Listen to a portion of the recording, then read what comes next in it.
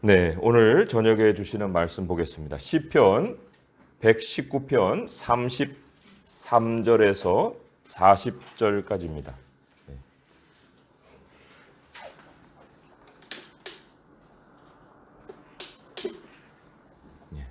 시편 119편 33절에서 40절까지 말씀 우리 같이 한 목소리로 읽겠습니다. 시작. 여호와여, 주의 율례들의 도를 내게 가르치소서. 내가 끝까지 지키리이다. 나로 하여금 깨닫게 하여 주소서. 내가 주의 법을 준행하며 전심으로 지키리이다. 나로 하여금 주의 계명들의 길로 행하게 하소서. 내가 이를 즐거워함이니이다. 내 마음을 주의 증거들에게 향하게 하시고 탐욕으로 향하지 말게 하소서. 내 눈을 돌이켜 허탄한 것을 보지 말게 하시고 주의 길에서 나를 살아나게 하소서. 주를 경외하게 하는 주의 말씀을 주의 종에게 세우소서. 내가 두려워하는 비방을 내게서 떠나게 하소서. 주의 규례들은 선하심이니이다. 내가 주의 법도들을 사모하여 싸우니 주의 의로 나를 살아나게 하소서. 아멘. 우리 119편은 계속 내용이 이어지고 있습니다.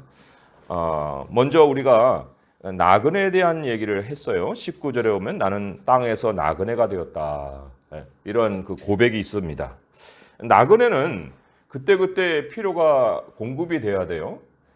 그리고 또 길을 안내해 줘야 될 인도자가 반드시 필요합니다.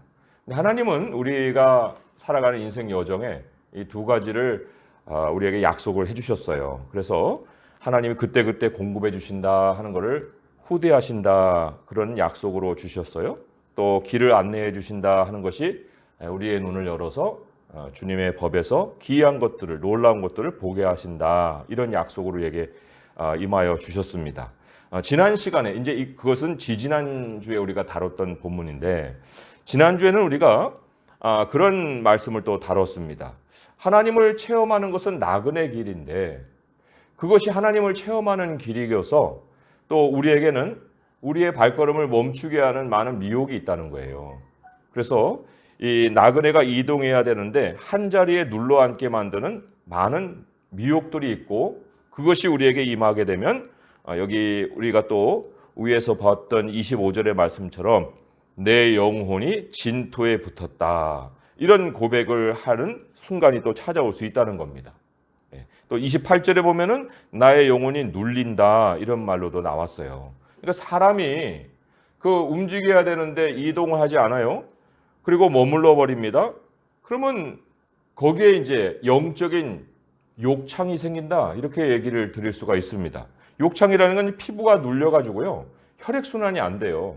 그래가지고 짓물어 버리는 그런 병이거든요. 그럼 마찬가지로 마음도 눌려버리고 또 멈춰버리면 영혼의 피 순환이 안 되는 거예요. 그래서 삶의 마비 증상이 이제 찾아온다는 겁니다. 오늘 본문 그 33절에서 이제 40절까지를 읽었어요. 오늘 이제 본문에서는 그 나그네 길을 멈출 수 있는 가장 중요한 그 미혹의 어떤 요인이 하나 등장을 합니다. 많은 것들을 아마 소개해 줄 수 있었을 거예요. 그런데 근본을 따져보니까 이거 한 가지였다. 그래서 그것을 우리에게 가르치고 있다는 것입니다. 그게 36절 우리가 읽었어요. 36절에 보면은 탐욕이라는 단어가 나와요. 내 마음을 주의 증거들에게 향하게 하시고 탐욕으로 향하지 말게 하소서. 탐욕을 쉬운 말로 바꾸면 부자 되는 것, 그렇게 번역한 영어 성경도 있습니다. 부자 되는 것에 내 마음을 빼앗기지 않게 하소서. 욕심이라는 건 대상을 여러 가지로 두고 우리가 그 안에 참 탐욕을 둘 수가 있어요. 그렇지만 이 모든 것을 근본적으로 따져보면은 그 배후에 아주 특정해서 이 돈이라는 것이 있다. 돈을 또한 이익이라고도 바꿀 수 있어요. 그거를 욕심내는 그 원인이 작동하고 있다. 이렇게 말을 하고 또 성경이 그것을 탐욕이라고도 우리에게 소개하고 있다는 것입니다. 성경은요 정당하게 이익을 얻는 것까지 그거 그러면 안 돼, 돈 벌면 안 돼 이렇게 막지 않으십니다. 정당한 이익은 얼마든지 우리에게 더해 주세요. 근데 정당한 이익이라는 거는 결국 우리는 뭐 불의가 없는 방식으로 이익을 얻는 것 그런 정도로 우리가 생각을 하겠지만 그것보다 성경은 한 단계를 더 나갑니다. 뭐가 정당하냐? 그럴 때 나를 위해서 돈 버는 게 아니고 다른 사람의 유익을 위해서 돈을 얻는 거. 그게 바로 정당한 이익이다. 이렇게 정의를 해주고 있는 겁니다. 이런 의미에서 볼 때는 탐욕이라는 것은 나를 채우는 거예요. 자기를 채우는 거예요. 이런 사람에게는 이제 자기를 자꾸 업그레이드 시켜가는 것이 인생의 목표가 될 수가 있습니다. 그리고는 그 부자가 된다는 것은 적정선이라는 게 없어요. 그래서 이 돈 버는 방법을 자꾸만 이제 찾다 보면은 불의의 선을 어느 순간 넘을 수가 있습니다. 이게 방법이 온당하지 않은데도 넘어갈 수도 있고요. 또 이 자기를 위해서 그런 것을 쌓아가는 중에는 절대로 타인의 유익을 위해서 목적이 바뀔 수가 없어요. 그런데 사람이 자기 이익을 추구하는 순간부터 이제 신세계가 열립니다. 신세계가 뭐예요? 신세계가 열립니다. 여기 37절에 보면은 내 눈을 돌이켜 허탄한 것을 보지 말게 해달라. 그런 기도가 나와요. 탐욕을 좀 더 이 실제적인 용어로 허탄한 것이라고도 이제 바꿔서 얘기를 한 거예요. 허탄한 것. 그 허탄한 것들이 보이기 시작합니다. 아니, 인생에 보여서는 안 되는 것들이에요, 이거는. 보일 필요도 없고 또 보일 이유도 없는 것들이 자기 눈앞에서 이제 보이기 시작하는 이러한 아주 이게 고통이에요. 한번 보세요. 돈과 연결돼 가지고요. 그동안에 알지 못했던 수많은 이제 돈 버는 방법들이 보이기 시작합니다. 오늘도 뉴스에 보니까 뭐 누가 사채 시장에 가가지고 10억을 바꿨는데 사채 시장에 가게 되면은 그 현금화를 하면서 그 이 자금 출처를 끊어놓을 수가 있답니다. 추적을 끊을 수가 있대요. 그 대신에 10% 수수료를 받아야 되고 내야 되고 급한 돈은 30% 수수료까지 뛴다는 거예요. 그러니까 내가 수표를 가지고 있는데 현금으로 바꿀 때 급하게 바꾸려고 온당한 금융 당국이 아닌 다른 방식으로 하게 되면 1,000만 원이면 300만 원 뛰는 거예요. 그런 방법도 이제 눈에 보이기 시작하는 거예요. 전에는 전혀 그런 것을 생각도 안 했고 알지도 못했던 거예요. 근데 돈과 결부돼 갖고 이제 수많은 사업들이 보입니다. 파생 상품들이 보여요. 연계 상권이 보이고 그에 따라서 인간 관계들이 또 보이는 거예요. 돈이란 현실에서 자존감을 가진 사람들이 보이고 그들의 패션이 보입니다. 저 사람들 어떻게 어울려 살지? 그들의 사교 세계가 또 보여요. 그리고 돈과 결부된 오감의 즐거움 이런 것들이 이제 생기게 되고 그러다 보면 이제 도박도 열리고 도박의 세계도 열리고 육체의 세계도 열리고 마약의 세계까지도 열리는 거예요. 전에는 전혀 그런 것이 있는 줄도 모르고 살았는데 그게 이제 보이는 겁니다. 근데 욕심은 절대로 돈으로 끝나는 법이 없어요. 사람에게 새로운 세상을 열어주고 다시는 되돌아갈 수 없게끔 그 파멸의 자국을 남긴다. 사탄이 예수님을 이끌고 지극히 높은 산으로 올라갔습니다. 데리고 갔어요. 그리고는 천하만국과 그 영광을 보여줬다. 이렇게 얘기를 하면서 자기에게 절하면 그 모든 걸 준다고 약속을 했습니다. 그 천하만국과 영광. 이게 신세계인 거예요. 이 신세계. 그런데 그 세계는 하나님을 등지지 않고는 입장이 안 됩니다. 사탄에게 고개를 숙이지 않으면 멀리서 그냥 구경만 하고 있어야 되는 세계예요. 그런데 그거는 구경만 하는 것으로 끝나야만 하는 세계입니다. 뉴스로 듣고 뭐 영화로 뭐 그런 세계를 조금은 접하지만 그 세계에 우리가 입장할 이유가 있어요? 들어갈 필요가 없어요. 그냥 구경만 하고 끝나는 거예요. 그런데 사람들은 그 세계가 구경거리로 있는 상태는 불행이라고 생각합니다.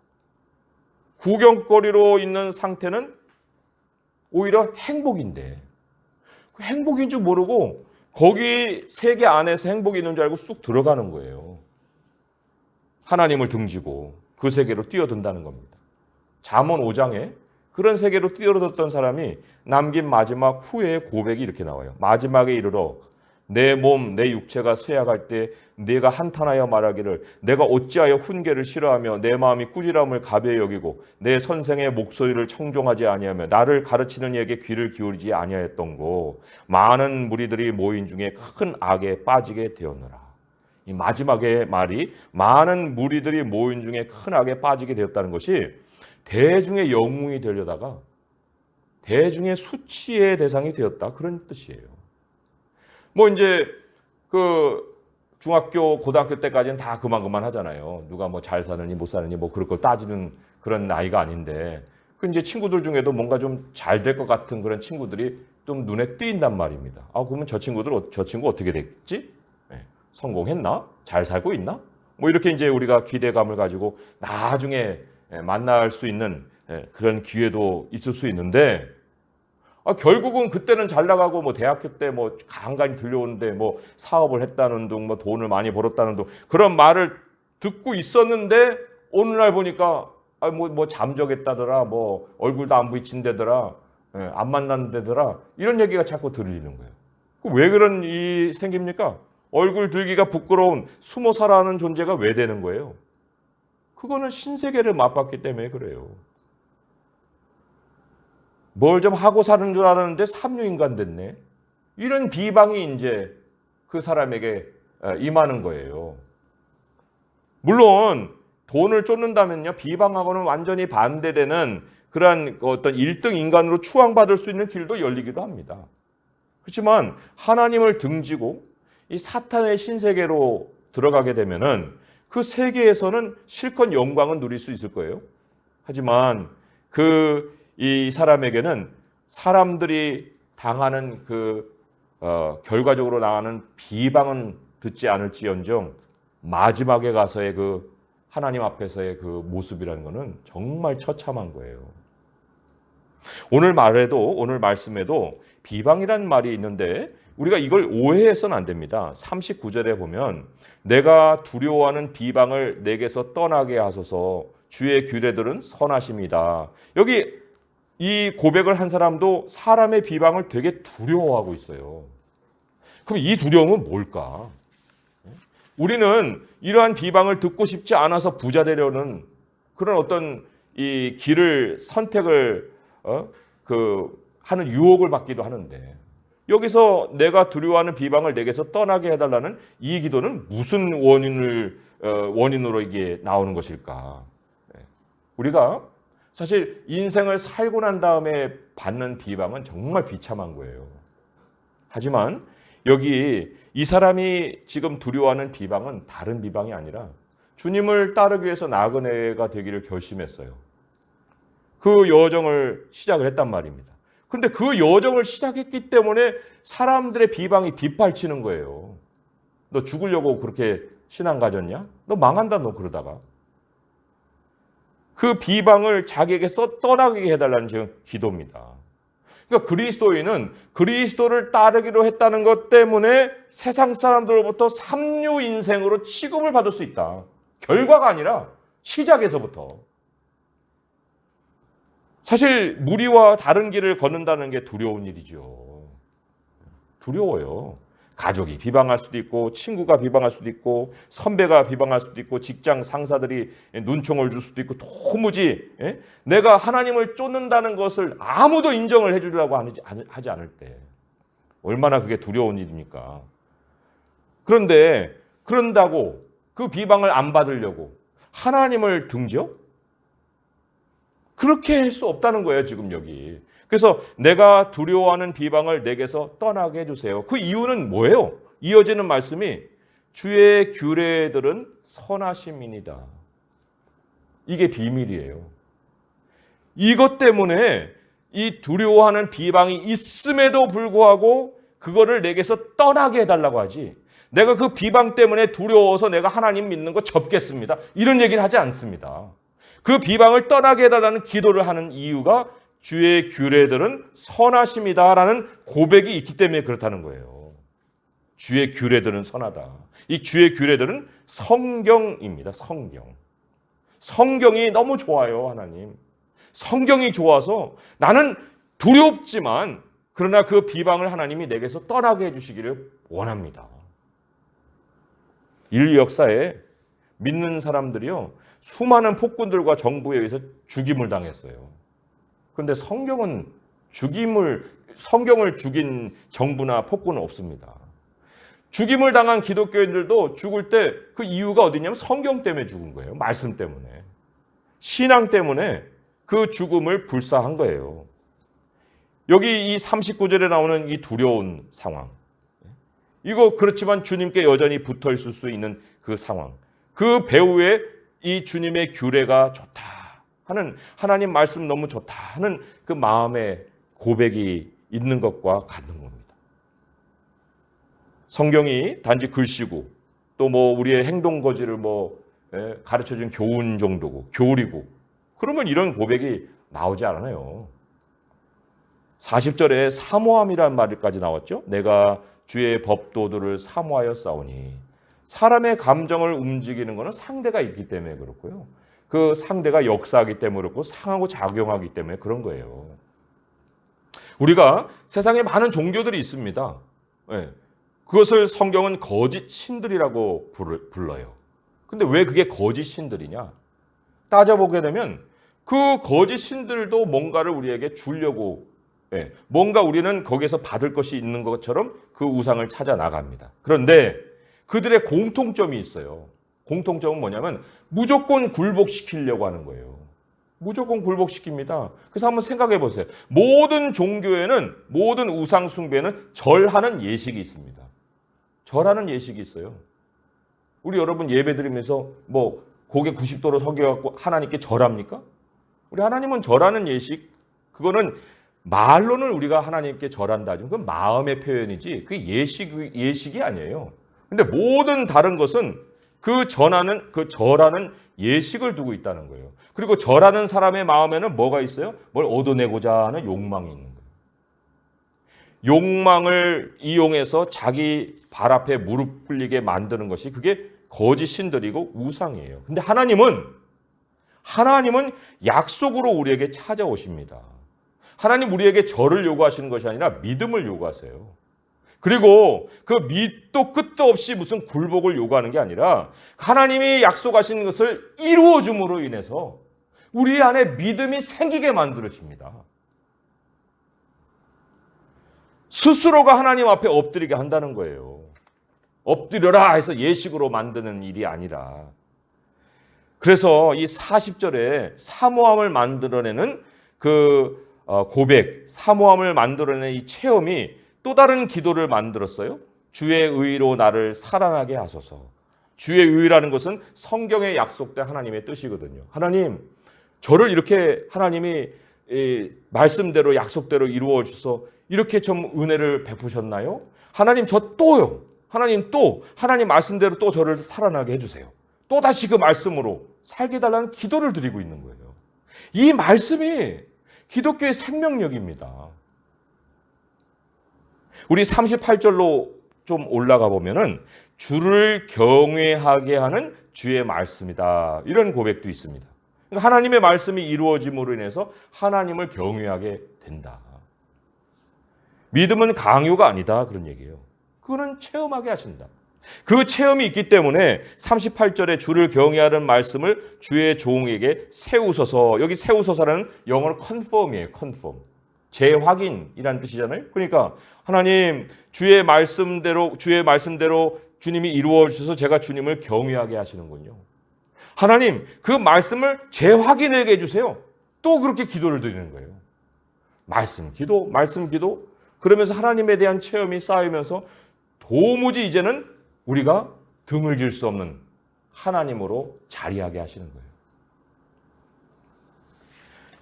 참 말씀이 제시하는 길을 따를 것인가 아니면 사탄이 보이는 그 현재 영광을 우리가 주목하고 그 신세계를 맛볼 것인가, 그런 미혹이 늘 우리 주변에 있습니다. 내 마음에서 일어나는 갈등이에요.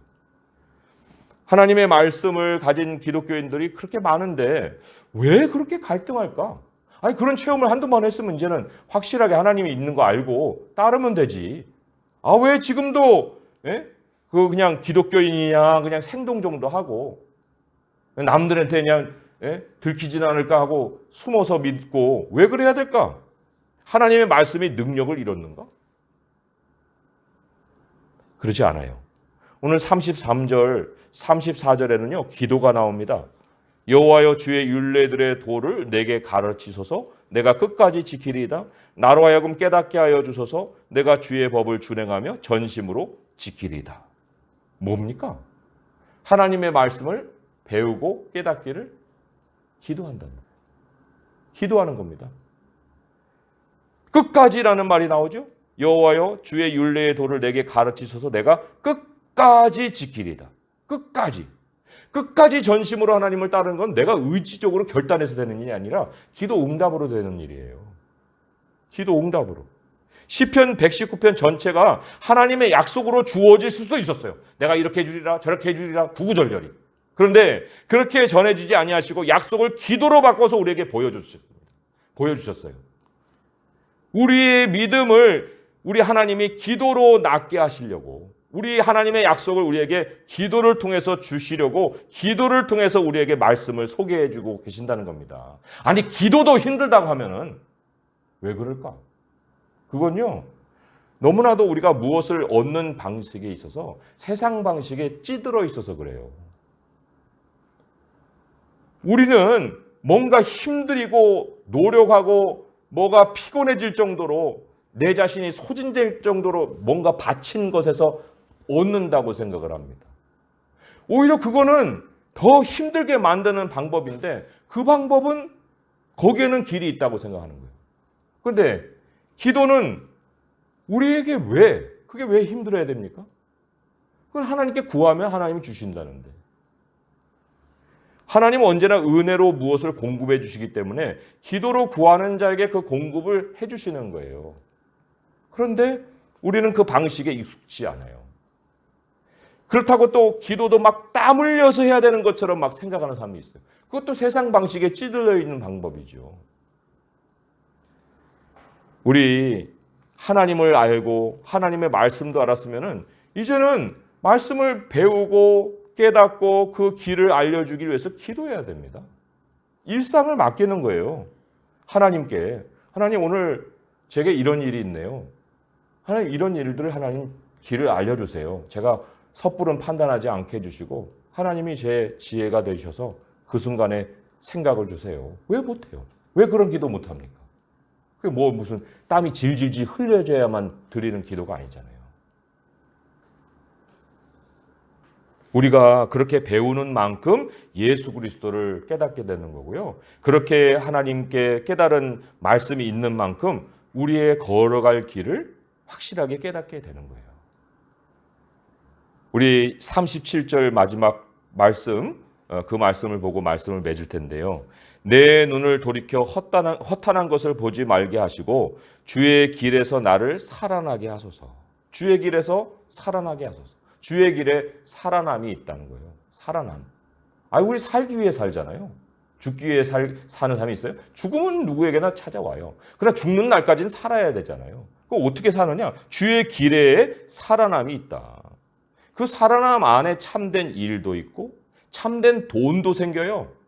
하나님이 돈 우리에게 주십니다. 건강도 있어요. 참된 가족 생활도 있어요. 참된 인간관계도 있어요.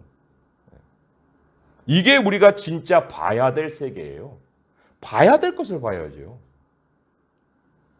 왜 보지 말아야 될 것을, 듣지 말아야 될 것을 들어가지고 그것이 우리에게 평생 잔상으로 남아야 됩니까? 음란한 유머가 한번 들리면요. 이게 평생 잔상으로 남아요. 우리가 아무리 씻어내려 해도 그건 우리 노력으로 되는 게 아니에요. 우리는 그러기 때문에 알아야 될 것을 알고 보아야 될 것을 봐야 되지. 우리의 마음을 아무 데나 열어놓고 귀를 아무 데나 열어놓고 그저 모든 세계가 내 안으로 들어오는 것을 내가 방어 없이 받아들일 일이 아니라 하는 얘기입니다. 그러니까 돈의 세계가 아니어도 얼마든지 풍요롭게 살아갈 수 있는 사람의 삶을 하나님이 약속을 해주셨는데 왜 그것을 우리는 배우려고 하지 않고 깨달으려고 하지 않느냐. 이제 우리 예수 그리스도를 믿는 사람에게 남은 일은 이제 모든 일을 하나님의 은혜로 채우는 일이고 그 은혜로 채우는 일에 기도함으로 하나님께 나아가는 것이다. 우리 하나님이 우리에게 멀리만 계시는 분이 아니라 우리 안에 계셔서 우리가 동행하시잖아요. 하나님은 우리를 주목하고 계십니다. 그래서 이제 예수 그리스도의 이름을 부르는 그러한 우리의 기도를 통해서 인생 끝날까지 그리고 그 이후로도 영원히 우리 하나님과 동행하시면서 생명을 풍성히 누리고 주의 길을 벗어나지 않고 하나님의 말씀으로 인생을 넉넉히 승리할 수 있는 성도 될 수 있기를 주님의 이름으로 축원드립니다. 기도하겠습니다. 하나님 아버지 감사합니다. 주님은 우리에게 어려운 것을 요구하신 적이 없습니다. 오직 우리에게는 하나님은 믿음만을 요구하십니다. 약속은 주님이 다 세워놓으셨고 우리가 믿음으로 기도하면 그 약속을 이행하시는 분도 하나님이십니다. 우리는 주님을 신뢰하면 되는 것이거늘 우리는 너무나도 힘들게 우리 자신을 정말 노력과 또 수고로 모든 일들을 다 해놓고 마지막에 실패했을 때만 주님을 찾을 때가 얼마나 많습니까? 주님, 오늘 이 시간에 우리들의 마음을 두드리시는 주님께 마음을 엽니다.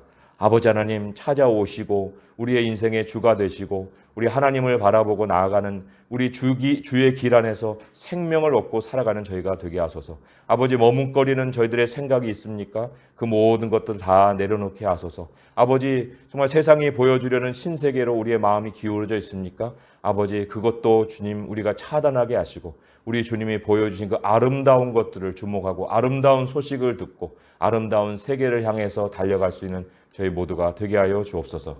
예수님의 이름으로 감사하며 기도합니다. 아멘.